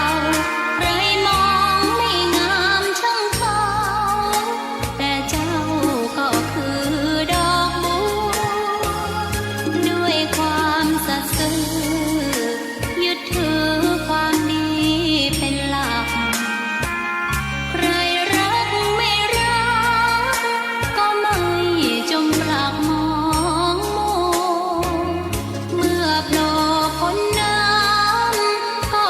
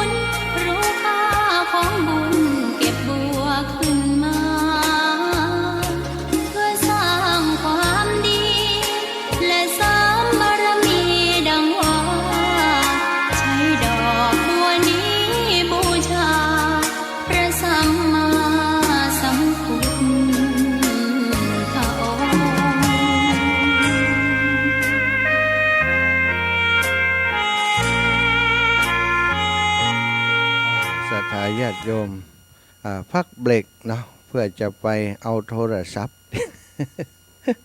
ที่ศรัทธาญาติโยมสามารถโทรมามาโทรมามาจากันได้วันนี้อาตมาอยากจะเปิดโอกาสให้ศรัทธาญาติโยมได้มาลำลึกถึงพระคุณของคุณครูไผ่ที่ยังจำมีความทรงจำที่ดีกับคุณครูของท่านอยู่ได้ฟังรายการนี้อยากจะถึงคุณครูของท่านเอาชื่อสักชื่อหนึ่งที่เป็นครูที่ท่านฮักแล้วก็ทำไมถึงได้ยังนึกถึงเปิ่นอยู่ยังฮักเปิ่นอยู่ในตอนนี้เนาะก็โทรมามาจากกันแล้วก็อีกอย่างหนึ่งก็อยากจะให้ศรัทธาโทรมาวันนี้แม่จะไปทำบุญให้คุณครูนะนะอยากจะฟังว่าศรัทธาจากตั้งได้ที่ฟังเรื่องราวของคุณครูแล้วมีความเข้าใจแล้วมีความอยากจะระลึกถึงบุญครูร่วมกันบุญคุณของคุณครูร่วมกันในวันนี้วันครูนะวันครูแห่งชาติวันครูของประเทศไทยเราแห่งชาติไทยเนอะศรัทธาครูทุกคนทำให้ประเทศไทยเรามีการพัฒนาได้สร้างชาติสร้างบ้านสร้างเมืองของเรามาทุกวันนี้ก็อาศัยภูมิปัญญาของคุณครูทุกท่านทุกคนที่ผ่านอบรมนายกก็มีคุณครูเนาะไผก็ตามเป็นผู้บริหารรัฐมนตรีทุกส่วนข้าราชการทุกคนมีครูบาอาจารย์มาทั้งนั้น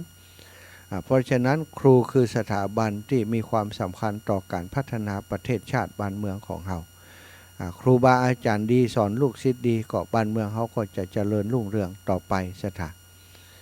เอาละศรัทธาญาติโยมพร้อมแล้วก็โทรมาที่เบอร์นี้ได้เลย0808844173วันนี้ขอให้โทรมาเรื่องของคุณครู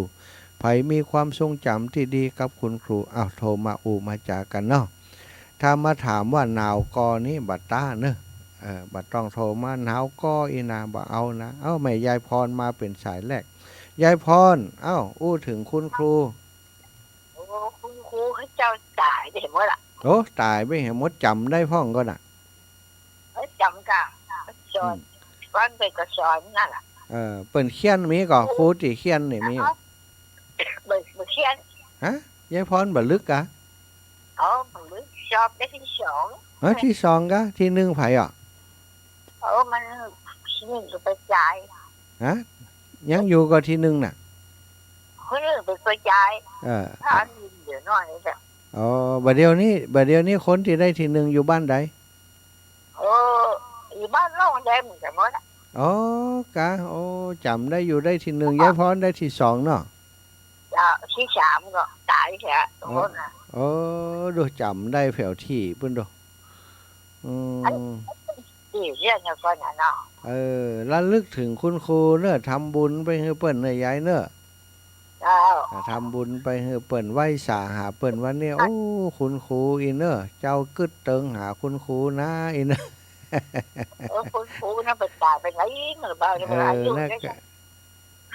50อะกะบักก่อนนี้ครูคนเดียวกะที่ถึงเนี่ยฮะมันมี4ครูอ่ะ4ครูก่อนนะ4จันน่ะ4จันครูคนละจันเนาะแต่ก็จะเตรียมแต่ก่อนน่ะตายนี่เขาน่ะเจ้าครูไม่มีครูจะเข้าครูบ่ย้ายครูบอกก่อนนี้เขาไปที่ไหนเดินไก่เปิ้นเขาเป็นตาดีกว่าเนาะยายพรเนาะมันกล้าพอหน้าเปิ้นเนาะเฮ้ยยายบ่ได้ไปแข่งอย่างกับเพิ่นน่ะยายหายใจไม่ได้เจ้ายายคุมชุบก่อนมาน้อยสาธุยายหูจักมันเหนียวบอกหูจักนะหูจักมันเหนียวก็เป็นอันเจาะจ้ามันเนอะวันนี้ระลึกถึงคุณครูยายพรกับไหว้สาหาเปิ้นเนอะสาธุแม่ยายพรแม่ยายพรมีคุณครูแม่ยายพรนี่มีคุณครูเปิ้นตายไปแล้วท่านอาจารย์นี่ส่วนใหญ่ก็ตายไปแล้วนะยายพรเต่าหือแล้วเนาะเดี๋ยวนี้เนาะพอจะ80แล้วกะนะ ศรัทธาญาติโยมทุกคนน่ะมีครูเหมือนกัน อันนี้ยายพรมาสายแรกสายอื่นเป็นยังไงบอกเนอะ วันนี้คลื่นสีขาวเพิ่นจะเกาะไปกำเกาะบ่ฮู้บ่แน่ใจนะเอาศรัทธาพี่น้องกล่าวว่าถ้าเกาะไปแสดงว่าตั้งเมืองฝั่งก็ได้ยินอยู่ตั้งเวียงเป่าก็ถ้าจะฟังรายการอยู่หรือว่าตั้งอื่นเนอะตั้งลำปางนี้ถ้าจะดักแซบละเพราะว่าลำปางจะเปิดรายการ4:55บุญศรัทธาเข้าอันเปิดเครื่อง4:55ลำปางบ่ได้ยินละพี่น้ององค์ขลงในเมืองนี้ก็คือฟังจากวัดฝ่ายหินเนาะในเมืองเชียงใหม่นี่นะถวายความเคารพหลวงพ่อมณีถาวโรสำนักสงฆ์หอมบุญเหมือนกันทุกท่านเนาะผมก็ถวายความเคารพท่านอาจารย์มหาวิทย์นอครับผมพ่อเกิดมาครูทุกคนพ่อแม่เป็นครูคนแรกในชีวิตของเราใช่แล้วพ่อ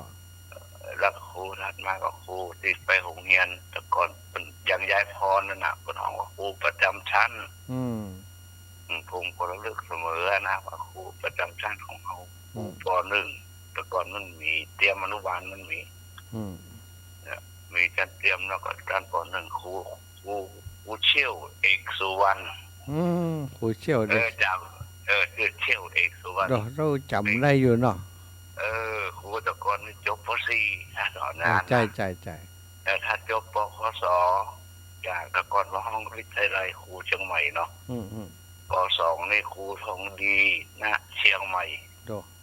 จำได้ครูสมัยก่อนนี่ปั่นรถทีบจากเวียงวนมาสอนที่บ้านหลวงพ่อแม่จ้องในปะโถ9 กิโลเนาะผมนี่เป็นนักเรียนตัวน้อยอาจารย์อยู่ปลายแถวอันยามฝนนี่นะมันหน้าเหมืองมันไหลผ่านของฉันผมล่างรถคือครูตันบุญใหญ่บุญหลวงกันนะครูทองดีนะเชียงใหม่นะสอนตั้งแต่ป .2 ถึงป .4 ครูก็ฮักเขาเนาะตัวน้อยให้ประเทศจะยินดูว่าเนาะน้อยแล้วก็หนุ่มหรือว่าไปแถวตลอด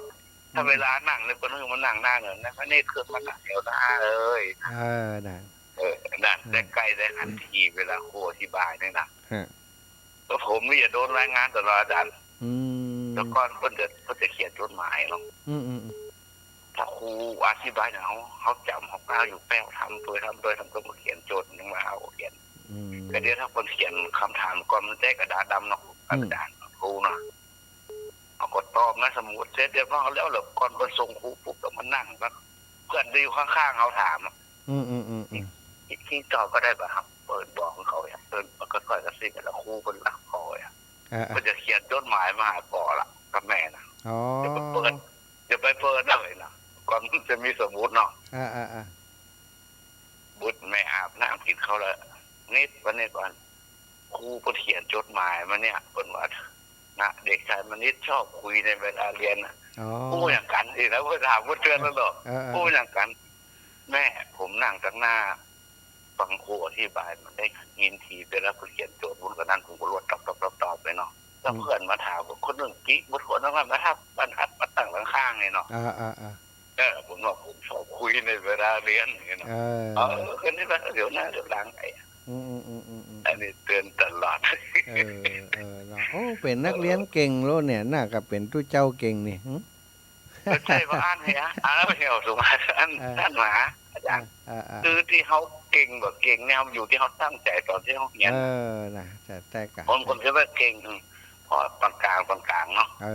ครับแล้วก็คิดคนเดียวเขาอยู่ตั้งหน้าเดินเปรียบเขาเดินจำเดี๋ยวนี้ก็มาเป็นคุณครูแล้วเนาะจากนักเรียนมาเป็นคุณครูเป็นครูเดี๋ยวนี้เราได้เรียนจากครูตถาคตเจ้าอ่ะนั่นกับตถาคตเขาก็ได้เป็นครูเปิ้นครูของโลกและทัดมากับครูบาอาจารย์ตามวัดวาอารามต่างๆที่เป็นมีความรู้สูงกว่าเขาเนาะใจละอายุพรรษาดีกว่าเขาเขาไปก็สาฟังคนเห็นคนท้องเขาก็ได้ความรู้ความจำเนาะสาธุขอบคุณตุลุงนะวันนี้จะไปอันปุ้นจะไปแม่ห้องไข่ตุลุงไปก่อนวันนี้ผมมีงานเขาดำที่บ้านปะไพมาที่ซาวผมจะเข้าไปบนวัดผมจะเอาน้ำเตรียมวันนี้30 แพ็คจะไปถวายมันได้งอนี่ที่ซาวนี่เปิดไปกันหลายเนอะ สาธุเนอะตุลงครับจะขอฮับสายอื่นก่อนเนอะสาธุสาธุไวสายด้วยความเคารพครับเจริญปอนแม่นวลเทพเสด็จโยมแม่ว่าอย่างไรจ้าจ้าวาสาจ้าเนี่ยวันนี้แม่เขาได้ยักการวัดนะเจ้าแม่บัดท่านจะขอไผไปส่งตึ้งมีไผเปิ้นประชุมกันแต่ว่าเปิ้นจะอันเองเปิ้นจะยกทรัพย์เจาะยกทรัพย์เนาะเจ้าเปิ้นเฮ็ดยักการวัดคือมันเลี้ยวก่อนจะ5ปีเจ้าเปิ้นจะยกชัดได้แม่เจ้าวันที่5เดือน5ปีบ่เรียกคงบ่วันที่5วันที่5กุมภาพันธ์กะเจ้าถ้ามีโอกาสทำติดหยังก็จะมาแอวหาเน้อจ้ามันยังได้หาเบ้อฝรั่งเพิ่นก็จะย้ายไปเนาะแล้วเพิ่นเป็นฝรั่งคนนี้เพิ่นเป็นคนไปเอาทรัพย์จากพม่ามาเจ้าแล้วเพิ่นจะเห่งคือมันเลี้ยวแล้วก็คนมาเห่งหลายรอบแล้วนะเพราะช่วงนั้นก็เก็บกาแฟช่วงนั้นก็ฝนตกเนาะเจ้าแล้วก็ย่างให้เปิ้นเหียเนาะย่างให้เปิ้นเหียกะเปิ้นเปิ้นจะไปแล้วก็ย่างให้เปิ้นเหียเนาะ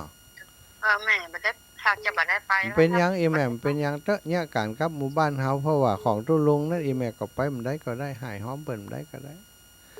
จ้าสาธุนะแม่เด้อบุญรักษาจะรับสายอื่นก่อนนะจ๊ะจ้าเจริญปอนแม่อุ้ยจำคุณครูได้กี่คนเจ้าแม่จำแม่ครูแม่ตายหมดแล้วลูกไปก่อนหมดแล้วเนาะก็เพิ่นก็แม่ก็85เข้ามาเพิ่นก็แค่เหลือก็90ปลายแล้วกันเนาะนั่นก็90ปลายก็ระลึกถึงกุลของเปิ้นทำบุญอุทิศให้เปิ้นทำความดีอุทิศให้คุณครูเนอะเจ้านี่ได้ไปการนี่เดี๋ยวจะได้ไปการหาเปิ้นนี่เนาะ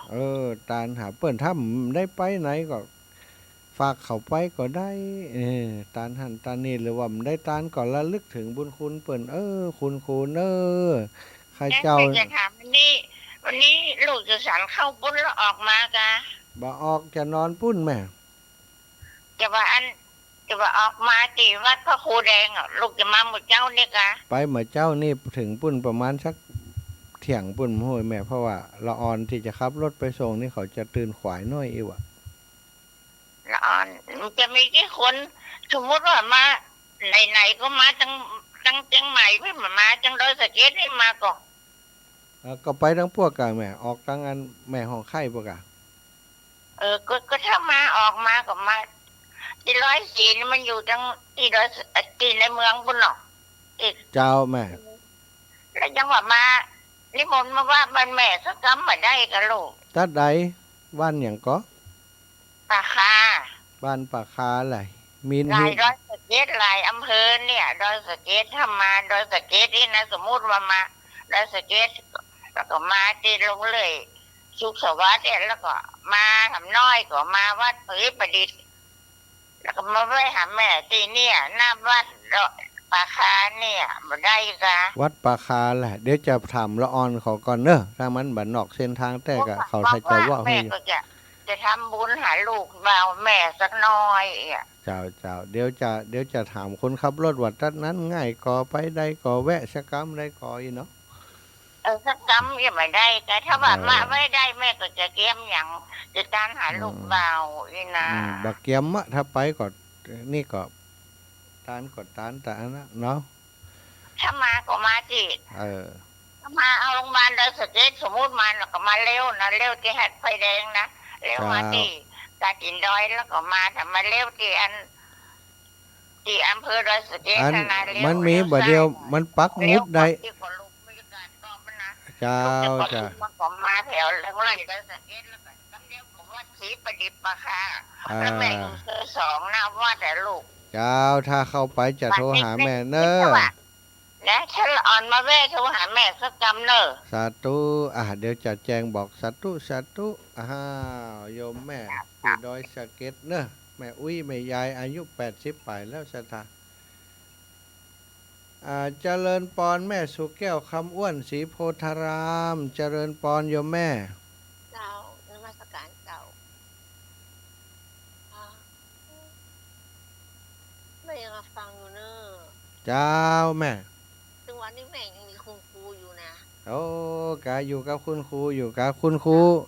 ยังมีชีวิตอยู่เนาะอันนี้แม่อยู่กับเปิ้นทั้งหมดลูกคนน้อยๆล่ะเนี่ยอ๋อครูที่สอนแม่เขาเปิ้นตายไปหมดแล้วอ๋อเจ้าถึงวันนี้คุณครูก็สอนแม่เขานะอีเนอร์อย่างอีเนอร์เนี่ยถ้าเราฟังคำเปิ้นนะเขาก็จะอยู่อย่างนี้อ่ะนะกะคนสมัยก่อนนี่ครูนี่ร้องจากปอจากแม่แท้น่ะเนาะเจ้าถึงวันนี้ก็สอนแม่อยู่ว่าต้องอย่างอีเนอร์แม่ก็ฟังเปิ้นอยู่กับเปิ้นมาลูกบ่าวก็ได้45แล้วนะเจ้าแม่เดี๋ยวเนี่ยก็ยังอยู่กันด้วยกันถึงวันน่ะยังอยู่ตัวคุณครูอยู่ดีละนะอยู่ใกล้ชิดกับคุณครูระลึกถึงบุญคุณคุณครูไว้นะแม่เนาะวันนี้แม่ก็บอกว่าขอบคุณเนอที่แม่สั่งสอนลูกของแม่เจ้าเดี๋ยวแม่ก็จะให้ใส่กันอะไรให้ใส่กันดีละกอดให้ความอบอุ่นกันและกันเป็นสิ่งที่ดีไหมสาธุเนอบุญรักษาโยมแม่เนอบุญรักษาเจ้า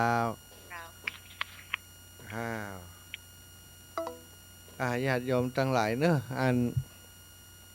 วันนี้อู้ถึงเรื่องคุณครูเนาะคุณครูนี่ก็อย่างพระสัมมาสัมพุทธเจ้าเป็นศาสดาเอกของโลกศาสดาก็คือครูนั่นศาสดาครูของโลกนะครูที่สอนให้คนทั้งโลกเนี่ยพ้นจากความทุกข์ความยากในจิตในใจกิเลสตัณหาที่ร้อยลัดลึงเฮาให้เกิดความทุกข์ความยากเนาะในการใช้ชีวิตเนี่ยเรียกความโลภความโกรธความหลงมันมาจวนเฮาให้เป็นทุกข์เป็นยากเนาะยึดมั่นถือมั่นในอัตตาตัวตนกอดใจคำสอนของพระพุทธเจ้าพระพุทธองค์ซึ่งเป็นครูของโลกได้มาประพฤติปฏิบัติถ้าไผ่บอกว่ามีครูนั้นก็นึกถึงครูของโลกไว้นะครูก็คือพระพุทธเจ้าโดยเฉพาะพระสงฆ์องค์สังฆเจ้านี้มีครูบาอาจารย์นักเลยสถาปนิกนับถือครูอุปชาอาจารย์อุปชาคือป่อแล้วก็เป็นป่อเป็นบุรพาจารย์ด้วยนำเข้าสู่สงฆ์สอนวิธีการดำเนินชีวิตในเพศบรรพชิตคือครูที่เป็นตั้งสงฆ์เรียกว่าครูอุปชาเนาะครูบาอาจารย์อุปชาอาจารย์อนุสาวนาจารย์ ผู้พร่ำสอนในเรื่องของระเบียบวินัยข้อวัดปฏิบัติ ในการเป็นพระสงฆ์องค์สังฆเจ้าควรจะปฏิบัติตนตัวอย่างใดก็มีอนุสาวนาจารย์เนาะที่เปิ่นสอนเฮาเวลาเปิ่นตอนที่สวดอุปชานี้จะมีกูสวด2 ตนนั้นก็คือผู้ที่จะเป็นครูบาอาจารย์ของเฮาต่อจากพระอุปชามาหลังจากนั้นเฮาไปเรียนกรรมฐานก็ดีเรียนปริยัติปฏิบัติปฏิเวทอย่างต่างๆสถานเรียนปริยัติธรรมเนี่ยปรริยนธรรมตั้งแต่ไวยากรณ์ถึงประโยคหยังก่อนแล้วแต่นักธรรมนี่นักธรรมตรีนักธรรมโทนักธรรมเอกก็มีครูบาอาจารย์ที่สอนแขนงวิชานั้นๆคือกับเฮาวิชาธรรมะวิชาวินัยวิชาพุทธประวัติวิชาเรียงความแค่กับทุธรรมกับบาลีไวยากรณ์อย่างอีกเป็นต้นเป็นสอนเฮาก็ถือว่าเป็นครูบาอาจารย์ทุกคนจำเป็นต้องมีครูบาอาจารย์การเฮียนตั้งโลกก็ดีเฮียนตั้งธรรมก็ดีแม้กระทั่งการสมถะวิปัสสนาต่างๆนี้ก็ต้องอาศัยครูบาอาจารย์ทั้งนั้นเฮาปฏิเสธบ่ได้ที่ว่าจะต้องมีครูเฮาบ่ได้เป็นพระพุทธเจ้านะพระปัจเจกพุทธเจ้าพระพุทธเจ้านี้เป็นผู้รู้เองนะตรัสรู้เองโดยชอบสัมมาสัมพุทธเจ้าผู้ตรัสรู้เองโดยชอบนี้ซึ่งก็หู้จากการปฏิบัติของเปิ่นศรัทธาบ่ได้หู้จากความหู้ของครูบาอาจารย์แต่ประการใดที่เป็นพระพุทธเจ้าใดเป็นพระปัจเจกพุทธเจ้าใดหู้จากปัญญาปารมีของพระองค์ส่วนที่พระองค์ห้ามเฮียนหู้มานั้นก็ ก็เป็นความรู้อีกศาสตร์หนึ่งอีกแขนงหนึ่งที่เอามาใจประกอบเท่านั้นเองอย่างอาราละดาบทอุทกดาบทนั้นศรัทธาก็เป็นครูของพระพุทธเจ้าตอนที่พระองค์เป็นพระโพธิสัตว์แสวงหาทางหลุดพ้นแสวงหาทางพ้นทุกข์นั้นพระองค์ก็ได้เปิ่งป่าบารมีของครูบาอาจารย์อุทกดาบทอาราละดาบทในการห้ำเฮียนในคณะนั้นเนาะเฮียนฌานเฮียนอภิญญาอย่างต่างๆในการทำสมาธิในตอนนั้นแต่ว่าก็บ่ใช่ทางที่จะพ้นจากความทุกข์สุดท้ายก็ต้องมาแสวงหาโดยพระองค์เองจนได้ตรัสรู้เป็นอนุตตรสัมมาสัมโพธิญาณก็เป็นครูของโลกวันนี้เฮาไหนๆเฮาล้ำลึกถึงบุญคุณของครูก่อนล้ำลึกถึงคุณของพระพุทธเจ้าที่พระองค์ได้เป็นศาสดาเอกของโลกเป็นพระบรมครูของโลกเป็นครูของเทวดาและมนุษย์ทั้งหลายศรัทธาอีป่ออีแม่ทั้งหลายที่ฟังอยู่ตั้งบ้านในขณะนี้เจ้านี้เนาะบัดแน่ใจว่าตั้งคลื่นสีขาวลิงก์สัญญาณไปก่อถ้าคลื่นสีขาวนี้จะกว้างไกลออกไปแต่วันนี้อาตมาจัดรายการที่วัดไฟหินกว่าว่าครูบาอาจารย์เปิดเข้ารายการตอนเจ้าแล้วเปิดนั้นเปิดมาท่านมหาสมชาติรับเห็นแล้วรู้บัดตื่นเนี่ยนะเพิ่นก็เลยอันใส่เทพใส่อย่างไปอย่างอื่นอาจจะบัดได้รับสัญญาณที่อาตมาจัดอยู่ในขณะนี้เพราะเช็คเสียงดูแล้วเนาะศรัทธาตังที่อื่นพี่น้องตัง ตังเมืองฝางคงจะบัดได้ยินนะที่อาตมาจัดรายการอยู่ในขณะนี้แม่นแต่ศรัทธาอาจารย์อาจารย์เปิ้นบ่ได้ลิงก์สัญญาณของอาตมาไป ก็แสดงว่าองค์ขลงในเมืองนี้เนอะองค์ขลงในเมืองนี้อันได้รับสัญญาณไปเนาะรับสัญญาณไปส่วนตังคลื่นสีขาวนี้บ่ได้ลิงก์สัญญาณไปสักกรรมเนื่องจากว่าเปิ้นเข้ามาเกาะสัญญาณตอนเช้าแล้วตี 3อาตมาก็คงจะ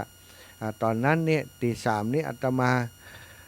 ตั้งนาฬิกาปลุกไว้เหมือนกันศรัทธาตั้งนาฬิกาปลุกไว้ตี 2ปลายนะแล้วก็นาฬิกาเนี่ยปรากฏว่ามันบ่ได้กดบันทึกชกรรมนาฬิกามันก็เลยบ่ทำงานอันปลุกชกรรมนะ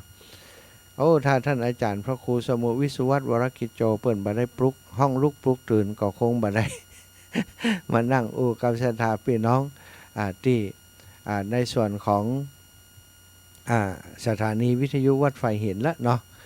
ก็ต้องขอสุมาอภัยกับศรัทธาอันตังคลื่นสีขาวของเฮาตังปุ้นที่ว่าบ่ได้ฟังสักกรรมเจ้าวันนี้ก็บ่ได้เลวไหลแต่ประการใดเนื้อศรัทธาญาติโยมยังมีความตั้งใจในการรับผิดชอบต่อหน้าที่ที่จะจัดรายการตรงนี้คือกับศรัทธาญาติโยมอยู่ได้รับฟังอยู่แต่ว่าในความผิดพลาดทางเทคนิคเล็กน้อยเนาะกดอันปลุกตัวเก่าแล้วก็บักกดบันทึกชกรรม ตั้งนาฬิกาปลุกแล้วบักกดบันทึกถ้าบักกดบันทึกเขาก็ว่ามันก็ยังบ่ทำงานเถอะใช่ไหมเลยได้ตื่นสายนะตื่นสายก็ตี 3:30เนอะ ยังถือว่าตื่นสายนะใช่ไหมก็ขอสุมาอภัยกับครูบาอาจารย์ท่านพระครูพิวัฒนวิกรมเครือข่ายคลื่นสีขาวติลิงก์สัญญาณเชื่อมสัญญาณแล้วปรากฏว่าสัญญาณของอาตมาวันนี้อันสัญญาณที่ออกนี้เป็นของวัดฝ่ายหินเลยเนาะบ่ได้เป็นที่ลิงก์ของอาตมากุเตื้อนั้นครูบาอาจารย์ท่านพระครูอภิวัฒนวิกรมเปิ้นจะลิงก์จากของอาตมาภาพก็คือลิงก์ที่จัดรายการของอาตมาเองแต่วันนี้นะตื่นขึ้นมาปุ๊บท่านอาจารย์มันบัดตันจะเปิดเครื่องของตัวเก่าแล้วเนาะเลยมาใช้เครื่องของห้องส่งสถานีของ 104.50 เมกะเฮิรตซ์ออกอากาศอยู่ในขณะนี้กินพื้นที่ในอำเภอเมืององค์ขลงอำเภอเมืองเชียงใหม่ก็ขอบคุณทุกท่านทุกคนที่ฟังรายการอยู่ในขณะนี้ที่โทรมาก็ดีบ่ได้โทรมาก็ดีเนาะก็ถือว่าได้เป็นกำลังใจเพราะว่าได้พบปะกันที่ไหนเพิ่นก็บอกว่าอีแม่ฟังอยู่เนอะฟังจากตรงหั่นตรงนี้ก็ถือว่าต้องขอบคุณท่านทั้งหลายที่ติดตามรับฟังรายการเสียงธรรมแสงอรุณยามเช้านี้ตั้งสถานีวิทยุ 104.50 เมกะเฮิรตซ์วัดไฝหินของเฮาขอความสุขความสวัสดีจงมีแก่คุณครูทุกผู้ทุกท่านที่ทำให้ผู้ข้าได้มีโอกาสมาทำหน้าที่อยู่ตรงนี้เป็นประโยชน์กับพระศาสนาจากครูบาอาจารย์ได้ประสิทธิ์ประสาทวิชาปัญญามาก็ขอให้วันนี้ครูบาอาจารย์ทุกรูปทุกท่านทุกคนทุกรูปทุกองค์ที่ยังมีชีวิตอยู่ได้มีความสุขความสำราญได้มีนิพพานเป็นที่พึ่งในไปนานั่นจงจักมีเตียงแต่ดิลิจัตตารโรธรรมาวัฏันติอายุวโนสุขังพระลัง